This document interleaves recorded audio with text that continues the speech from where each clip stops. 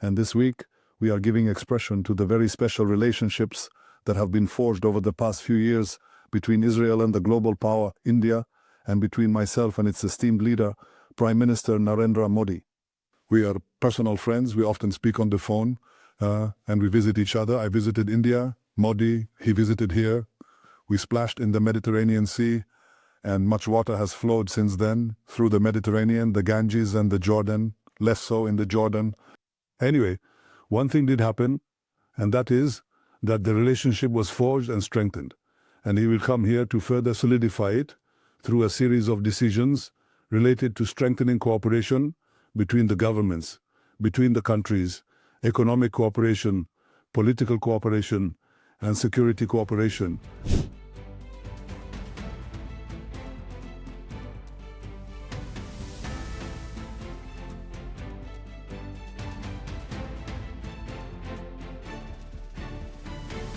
India is preparing for a major leap in its defense preparedness. As Prime Minister Narendra Modi gets ready for a crucial visit to Israel, New Delhi is planning to acquire advanced drones, long-range missiles, and cutting-edge, laser-based defense systems. The goal is clear. India wants to build a stronger, more resilient air defense shield. Officials say the focus is on creating an impregnable, multi-layered system that can counter missiles, drones, and aerial threats, especially from across the western border. The changing nature of warfare has forced India to move faster. Drone swarms, precision strikes, and low-cost aerial attacks are no longer future threats. They are present realities. I want to say something about the political aspect.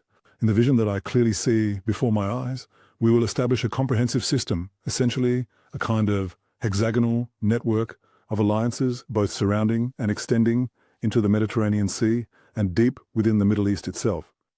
This includes India, it includes Arab countries, it also includes African nations and Mediterranean countries, Greece, Cyprus, and Asian countries that I won't detail right now. I will present this in an organized manner.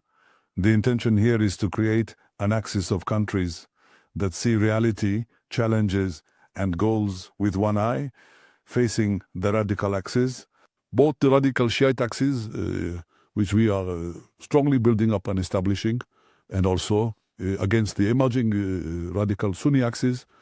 All these countries share a different perspective, and the cooperation between us can yield very significant results, and also, of course, guarantee our resilience and our future. Therefore, on Wednesday, the Prime Minister of India, Narendra Modi, will arrive here. He will deliver a speech at the Knesset. I am certain that all of you will be there, and we will also be establishing an innovation event in Jerusalem. We will visit Yad Vashem together. At the center of India's interest is Israel's Iron Beam system. Iron Beam uses high-energy laser bursts to intercept rockets, mortars, and drones. It operates at a fraction of the cost of traditional interceptor missiles. More importantly, it offers speed. A laser travels at the speed of light. That means faster response and higher interception accuracy. India's own Defense Research and Development Organization has developed a 30-kilowatt laser prototype, but Iron Beam is more powerful and operationally ready. If acquired, it would plug gaps in India's existing air defense network and complement missile-based systems. The visit is expected to deepen strategic ties between New Delhi and Tel Aviv. Prime Minister Modi is likely to hold talks with Israeli Prime Minister Benjamin Netanyahu. A new memorandum of understanding may be signed to expand military cooperation, technology transfer, and joint development of advanced systems. This partnership is not new. During Operation Sindoor, Indian forces relied heavily on Israeli-origin weapons.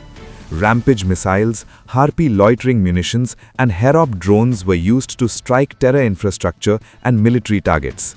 The results reinforced confidence in Israeli technology. At the same time, India is pushing its indigenous air defense vision, often referred to as Sudarshan Chakra. The long-term aim is to integrate missiles, artificial intelligence, sensors, and cyber defense into one seamless shield by 2035. Israel has emerged as one of India's top defense suppliers. Reports suggest billions of dollars in arms deals are already in motion. Systems like Spice precision bombs, Air LoRa ballistic missiles, and IceBreaker long-range strike weapons are part of the expanding inventory. From India's perspective, this is about deterrence and preparedness. The battlefield is changing. Threats are faster and more unpredictable. By combining domestic innovation with proven Israeli systems, New Delhi is signaling that it intends to stay ahead of the curve. Prime Minister Modi's visit could therefore mark more than a diplomatic milestone. It could shape the next phase of India's air defense architecture.